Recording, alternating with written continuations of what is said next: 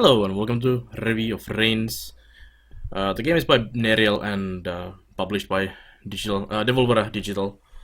And it's kind of strange combination of features or genres. It's kind of card game, it's kind of management game, it's kind of RPG, I would say. But it's very simple, but very addictive, and there's a lot of content for the really cheap price of the game. So let's get into Reigns. So in Reigns you play as a king who is at the moment dead, and you play like a dynasty of kings, or line of kings. So I can show you here. So this is my 45th king, and in the year 1453, and here's all the other kings we've had, and how long they have been in power, and their titles, like Robert the Bigot there, William the Musician, James, and all of this. And you play a line of succession of kings and try to accomplish different deeds as you work through the history. And you can see some of the deeds here. So the royal deeds are like objectives for you to do in the game. So there's 40 of them in the game. Like there's win a duel, govern for 5 years, etc. Start a romance. And as you complete these, you unlock new cards. As you can see, I've discovered 454 of the cards at the moment, and there is still quite a lot to discover. As you also complete deeds, you usually meet more people. So here's the portrait gallery of different characters you meet during the gameplay. It seems I'm missing only one at the moment. And then there's the memento mori. So you will die repeatedly in this game, and each of the different deaths also counts as a kind of collectible for the game. And also you can see which of your kings and when firstly encountered this dead.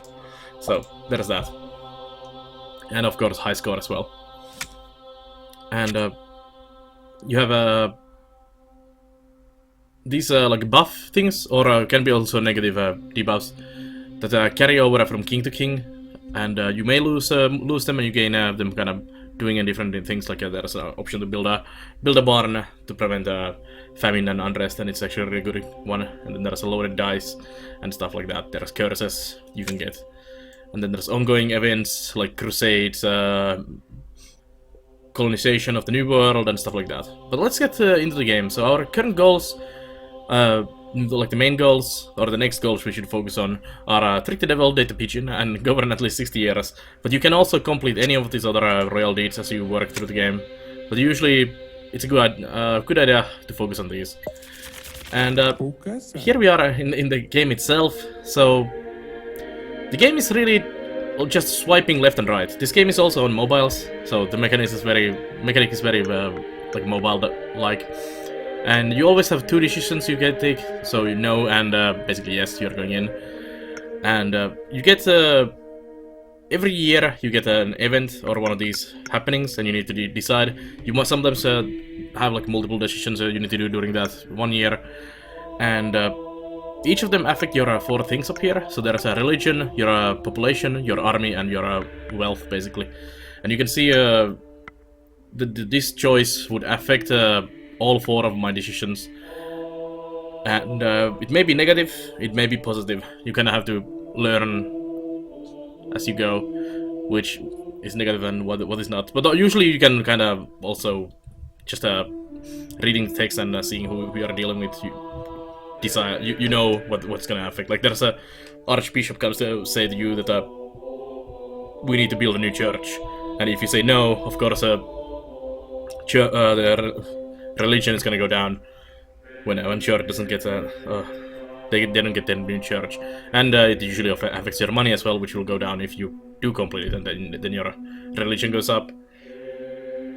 And down here you see the buffs. There's 4 slots for those. Your current king and his titles, which he doesn't have any at the moment, current year, and the goals again. So I'm not gonna go to the dungeon. There's a dungeon you can go, or the crypt. It's called actually a pungeon, and it's kind of deadly place. You fight some duels in there, and you find some loot, and you explore corridors. So no, thank you for that. The miners are refusing to dig in the mine. They want a raise, so I can give them a no raise, which gives me a bit money, but lowers my population. I can give them a raise, which increases my population, but makes me lose money. No raise for you. Master Bay Memon is conducting ungodly experiment. His very presence in this court is a blasphemy. So, like church, don't like church. Church, no. I am William of Sherwood, and I think I found a new commercial route to the Orient by sea. Please, finance my expedition. It's very, very expensive to do this. Let's go on an expedition. The Queen of the South is offering you 40 books. We should build a library. Sure, let's go library. So I got quite a lot of population there. Also, you need to keep eye on these, because if they drop to the bottom, like you have none left, you will die. If they fill up fully, you will die as well. Like example, for example, army. If you fill up the army fully, the army will do a coup and kill you or exile you, and your reign ends there. If you lose all your army, the neighboring countries invade and you die. So you have to kind of balance them as you go, and it's like the most difficult thing in this game, trying to balance your kingdom all the damn time. And usually one of them just dies. You just don't successfully survive. We should tax a bit more. So, for example, here is a choice for me, where I have a lot of population and I get a lot of money, so I can kind of balance them around. But then you sometimes might end up getting a really, really crappy row of events that affect, for example, your money, and you just lose all your money, and that's it. There's quite often you cannot just do anything and you're done. I found a new world. It has trees of gold, rivers of silver, mountains of diamonds, and some uncivilized savages. Let's establish colonies. So this is a buff that we got this effect every second, and it is actually every second. These are ticking up. So as if I just keep talking here, they will fill up and I will die. So you need to actually be quick in your decisions with some of these every second effects. So we have colonies. The new world is adding a treasury and army every year. But will you be able to manage such an empire? Probably not, to be honest. And the background changed because we have the ongoing buff there. Someone murdered a merchant. It is said that the senator did it. Should we investigate? Nah. So now that my money and army keeps counting up, I can basically butcher my army and money all the damn time to keep them low. Merchant Guild would like to adorn the capital marketplace of the capital with a statue of your majesty. Nah. I am a serial killer. Yes, you're my executioner. This job sucks. If I could... Maybe. But nobody wants to do it. I would like to adorn the basilica with a grand fresco full of powerful allegories of royal virtues. Yeah, do that. So, see, my army is going way too high. Sure, you can be my executioner. It quickly appeared that hygiene was the doctor's last concern. And I died to a plague. The terrible plague followed by doctor's experiments on the convicts. You're among the first to rot. So that's me dead. No, not from this, but from this choice of mine. So king is dead. And now we still have, as I died, I still have the colonies and the loaded dice and the providence going on. So even after my king dies, the successor of this king will keep all these effects going on. Sometimes they die or get lost as you die, but often they do carry on. And now that I know colonies are coming next, I can just start planning on what to do next. And this is how this game goes. You just do a few decisions and you die. And then you unlock new stuff and you do a few new decisions and you die. And then you keep going and going and going. And it's super addictive and fun. Especially you really get into the RPG ruling of a kingdom. But as you play through, the cards do repeat, but there is, as you can see, quite a lot of cards.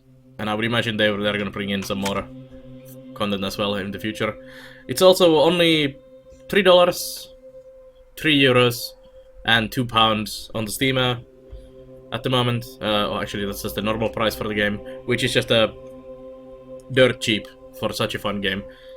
It's also on mobiles. I don't know prices on there, but I would highly recommend this, both on mobile and on PC.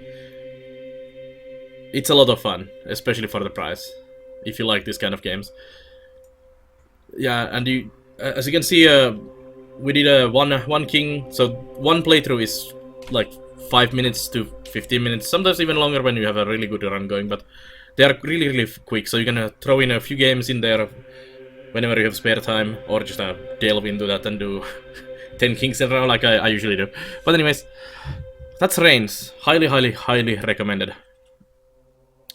And yeah, that's my review of the Reigns. So thank you for watching this review of the Reigns, and check out the other reviews, let's plays, and all the other content on the YouTube channel, and check out the live stream on the Nar.tv, where I live stream RPGs, builders, management games, strategy games, all kinds of stuff, every day. And yeah, thank you. I'll see you guys next time.